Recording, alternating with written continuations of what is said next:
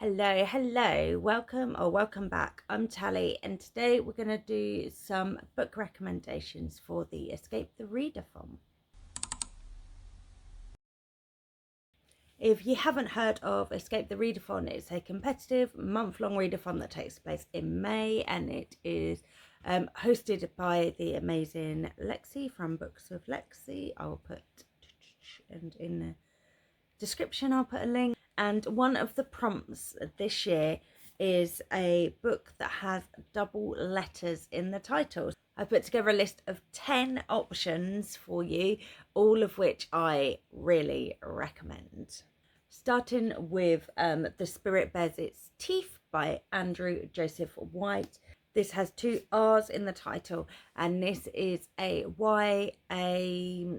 horror, historical horror, I guess. And we follow Silas in a kind of Victorian London-esque time period.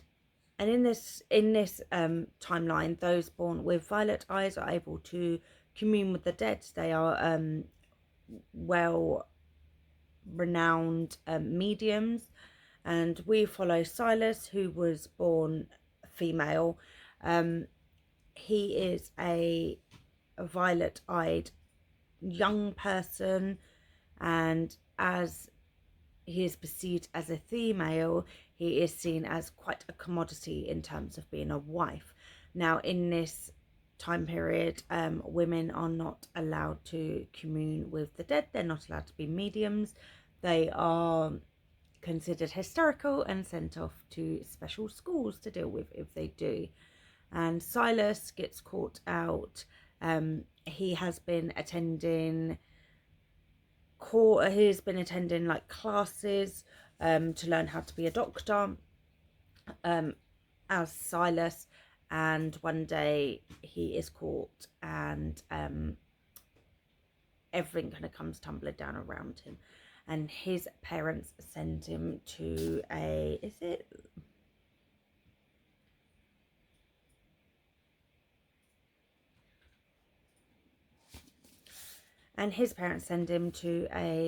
sanitarium and a finishing school. It does both, conveniently. And whilst there, Silas discovers that some of the girls at the finishing school are going missing, and as someone who can convene with the dead, he ends up getting pulled into it to try and find out what is going on. This is so well written. Andrew Joseph White writes trans characters so beautifully, and he also writes a lot of autistic representation in his characters, and due to the time period it is never specified, but our main character Silas does have a lot of autistic traits as well, including some stimming elements, etc., and sensitivity issues. And I think the character is written so well, and there's so many great internal monologues that really, for me anyway, sat with me long after I finished the book. Songs for Ghosts by Clara Kamagi has 2 G's in it, and this is a historical romance, I guess. Well, one of the timelines is historic. Let me start again. So we follow Adam, who is a Japanese American 17-year-old boy. His dad is American and his mum is Japanese, but she has unfortunately passed when he was a child. I believe he was around 2, and his dad is remarried, and his dad and his stepmom have had a child, and so he feels really kind of left out because he doesn't feel as though he looks like he's part of the family. And he's also struggling with a breakup that he's recently had with his boyfriend, and everything's just kind of getting on top of him. He's at this age where he needs to be making decisions for the rest of his life, and he just doesn't know what he wants to do. And one day when he's in the attic in their house, he finds a diary, and the diary is set in the early 1900s, and it's the life of a woman growing up in Japan, and it's based on Madame Butterfly, and Adam starts to get really invested in our kind of half main characters life, and he wants to be able to return the diary to her family. And then happenstance means that he goes on a homestay to Japan, and he ends up in the same town where the woman from the diary lived, and it's also just a town over from where his mum was from. So he has the opportunity to not only investigate the lady whose diary he's following, but also to find out more about his life, because his dad never talks about his mum or their history or anything like that. And it's such a great book about finding oneself and about generational, like, not just trauma, but like how our lives are very much molded by the previous generations, whether or not we realize it. And it does have an element of ghosts and supernatural, and it is set during the, I can't remember what the festival is called, but during the festival in Japan where they feed their descendants, and it is just a wonderful mix of all these things. And it's the second book by this author. I've read them both, and this is an author that you should definitely have on your list if you haven't read anything by her yet. Next is Bat Eater by Kylie Lee Baker. So this is a horror new release, and we follow Cora. This is set in the height of COVID and a COVID lockdown in New York, and as a woman of mixed heritage, she is called names quite often, such as Bat Eater, etc. At the beginning of the story, her sister is unfortunately killed as a hate crime, and we now follow Cora, I think 6 months later or something. She's working as a crime scene cleaner, and she starts to realize that a lot of East Asian women are being murdered and bats are being left behind at the crime scene, and no one seems to be connecting the dots or noticing that this seems to be a serial killer-esque situation. At the same time, she is convinced that she is being visited by her sister's ghost, and her sister's ghost is trying to help her find the person responsible for her death. And it's a very gory, interesting book. This is one of those books that if anything to do with like crime scenes and blood and gore and guts, etc., makes you uncomfortable, probably not for you. It has really good representation of OCD and how that can be exacerbated during times such as COVID. And I think this is just such a important story with the commentary it has on like our community or lack of community and society, and how we view people like based on how they look. So yes, if you're into horror and you haven't picked this up yet, big recommend. Spirits Abroad by Zen Cho. This is a short story collection. It is fantasy, and I guess it's kind of like there's some sci-fi adjacent stories as well. So this is the first I've read by this author, and I loved it, and I have another book by this author on my TBR to pick up as well. The book is done into 3 parts with the short stories put together. So we have Here, There and Elsewhere. So they kind of collate the stories set in our current world, the stories set in a fairy world, etc. And they're very much inspired by Asian mythology and folklore. We have dragons, vampires, demons, fox spirits, etc. And I think this is just such a well collated collection. Like they all flow so nicely together. There's nothing that kind of stands out as, oh, that didn't really quite work. It just all works so well, and I think the author's writing style is really really easy to follow and like flows very nicely. So check this out if you like the sound of that, or if you want to give a short story collection a try. The Girl Who Fell Beneath the Sea by Axio. This has 2 A's in it, and this is a YA fantasy, and it is a feminist retelling of a Korean folklore or folk story. So we follow our main character, who lives in a village where every year, I believe it is, they sacrifice a young woman to the sea to marry the king beneath the sea. One year, our main character, Mina, her brother's wife or brother's fiance gets picked. And Mina's like, no, she is too beautiful to be wasted in the sea. I have big, massive crush on her. I'm going to sacrifice myself instead.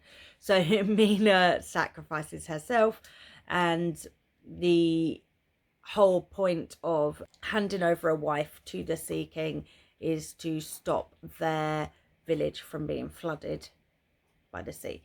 So he holds the sea at bay as long as he gets a wife every year or every 10 years or something. I cannot remember. And we follow her, like, just going under the sea, is starting to learn about the world and the community under the sea, meeting some amazing characters, and it is just a really enjoyable story. And we have these red threads that go between soulmates, and she finds herself with a red thread, so she has a soulmate somewhere. And it's just a really beautifully written book. The atmosphere is wonderful, and like reading about the cities under the sea is just so enjoyable. It gives me Studio Ghibli vibes, and I just really enjoyed this actually, and holding this up and talking about it making me want to reread it. So yeah, I might have to do that. Now, in a different vein of genre, we have Such Sharp Teeth by Rachel Harrison, and this is a horror werewolf book. So we follow Rory, who has gone back to her hometown where she promised to never go back to once she left, because her sister Scarlett never left her hometown, and her sister is her twin sister. And Scarlett is heavily pregnant, and the father of her child has left her. So Rory has come to spend like the last month of her pregnancy with her and stay with her while the newborn is there. So Rory's taken like a leave of absence from work. And then within like her first week of being in the in her town, her hometown, she is on a night out, and then when she's driving home, she hits a creature, and she gets out her car to see what it is, and she gets turned into a werewolf.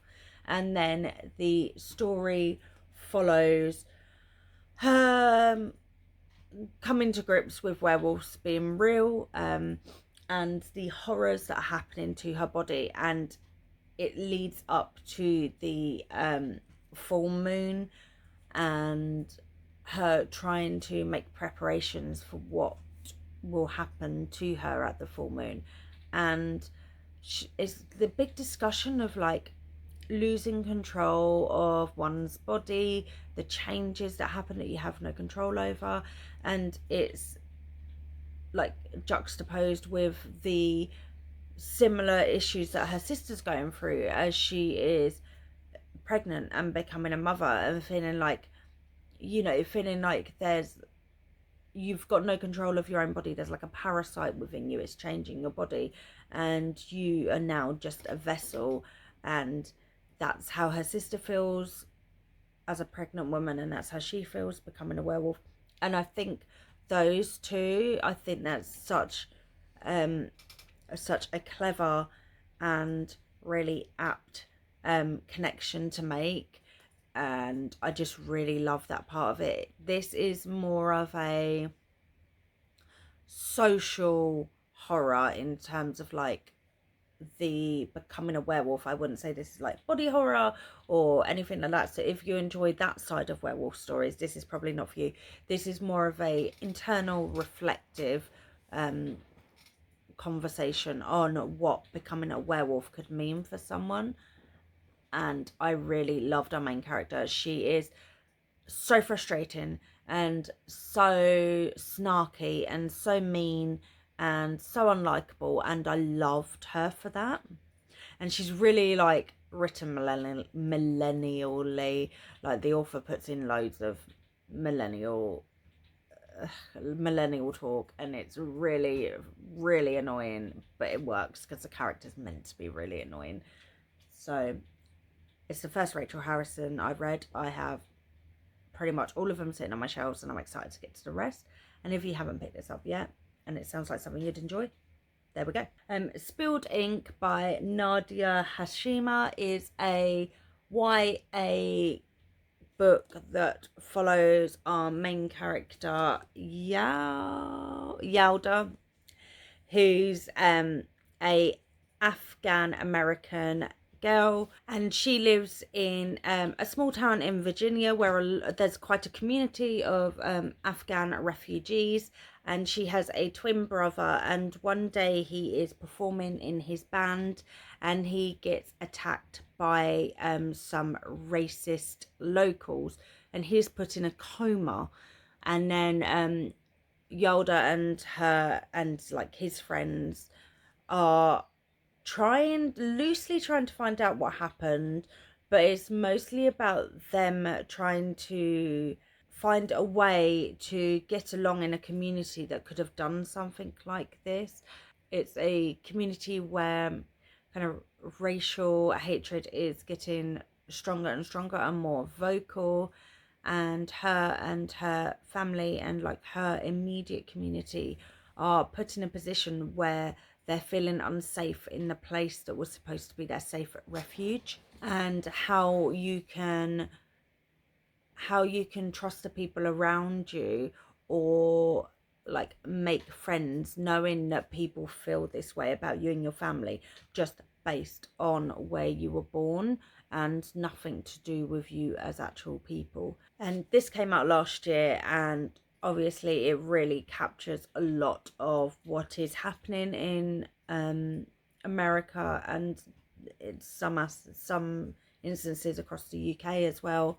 And I think it's really good to sometimes look at these stories that aren't overly dramatic or overly violent. Sometimes just being with someone who is softly and quietly trying to get through the days is just as important as reading about those big dramatic stories as well, because this can really help you understand the people that are not sharing their stories. You know, this is more of a internal story, and I think it's good to read these kind of stories alongside the ones that have a bit more gravitas and a bit more, I guess, energy to them. Sometimes it's just important to hear the quieter side as well, if that makes sense. But anyway, pick this up. The Changeling by Victor LaValle has 2 E's in it, so this is perfect. And this is a horror book. It's a you know, a retelling of, well, not a retelling, but it's featuring the Changeling. And we follow Apollo, who had a bit of a traumatic childhood, and we follow him as an adult as he meets, marries, falls in love with, etc., Emma, and they get pregnant with their first child, and they could not be happier. And then when their baby's born, she is convinced that their son is not their son and he has been swapped out. And Apollo, oh my god, the journey that he goes on to protect his son whilst also trying to help his wife, who he loves so much. And it brings up so much trauma for him from when he was a child, and it just goes, oh my god, like it's just so crazy towards the end. I did not expect a lot of what happened in this book, and it really started my love affair with Victor LaValle. I have since read a few more of his books or his graphic novels, and he is such a great story writer. He's so good at plotting these characters that you can't help but absolutely love and root for, and Apollo is definitely one of those characters. If you haven't, pick this up and you enjoy horror based around the Fae in a more horrific way, then make sure this is on your TBR. The Final Strife by Sarah El Harafi is the first in the Ending Fire trilogy, and this is set in a fantasy world. We follow Scylla, who at birth was swapped. Oh wait, it's kind of like a changeling thing, but not quite. She is taken by a rebel group and swapped out with one of their children. And in this world, people are treated, it depends on the colour of your blood. So if you are red-blooded, you are part of the elite. You can use magic. You are an ember, and you are at like the toppity top of society. Then we have blue bloods, and they are the poor workers. They are called dusters, and they work for the embers. A lot of them are a part of the resistance to try and bring down this like corrupt system that's been built. And then there are people with clear blood, and they are the ghostlings. They are, you know, the invisible servants. They do everything in this society and are treated lowest of the low. Mutilated at birth. They have their tongues removed so that they can't talk. They have their hands removed, and they are literally treated as nothing. And so Scylla is of red blood, but she is swapped out as a child, and she grows up in a family of blue bloods. She is one of 12 babies that were taken, and the idea is that one day one of these children would win these trials that are carried out to select the next ruler. These trials are carried out, I think, like every 10 years or every 20 years or something. And the idea is that these you can only enter these trials if you have red blood. So the idea is that one of these 12 children would win that because they'd be able to enter as they have red blood, but they would have grown up as a blue blood, so they would have care and empathy for the rest of society. And we follow Scylla, who is well, we follow a few characters. We have a character of each blood that we follow, and Scylla is angry. She is so angry. Everything with the resistance plan with the 12 children went wrong. They were raided and pretty much everyone was killed, and she's the only child that survived. And now she just like spends her days trying to make money for her and her mum, like her mum, not her, obviously her real mum, by fighting in these fight pits, because they were raised to be elite warriors so that they could win the games. Somehow she ends up kind of making an alliance with one of the blue blood kids that grew up as an ember, and they kind of end up working together to bring down the corrupt government. And this is the first in the trilogy, and this is a trilogy about resistance, and it's just so incredibly good. I'm very excited to pick up the second book. I've just not long finished this, just like a couple of months ago, and I'm annoyed with myself that it took me this long to pick this up, but it is such a good book, and I tandemed it as physical and audio, and the audiobook was a really good experience as well. If you haven't picked up this series, I would suggest picking it up. And our final book for today is A Fate Inked in Blood. This is by Danielle L. Jensen, and it's the first in the saga of the Unfated. Now, if you've read anything by Danielle L. Jensen before, you know that she is a romantasy writer, and this is no different. We are set in deep in like Norse mythology in this one, and we follow Freya, who is married to a awful man, and at the beginning of the story he is a fisherman and she is gutting fish for him, and she throws a fish and it smacks this absolutely Adonis of a naked man in the face, and they immediately have some kind of flirty banter, and it turns out that he is the son of the king, and the king discovers that Freya has magic that she has been hiding in this world.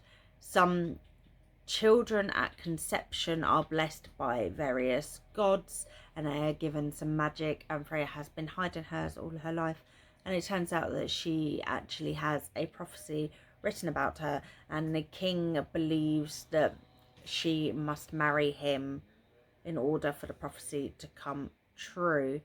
Problem being, she has a big crush on Björn, his son, who she threw the fish at, and that crush is very obviously reciprocated, and now she finds herself in this position where she has a lot of expectations on her shoulder based on a prophecy, and she is in a palace, and the king's wife hates her now, hates her and wants her dead, etc. And it is a really enjoyable book.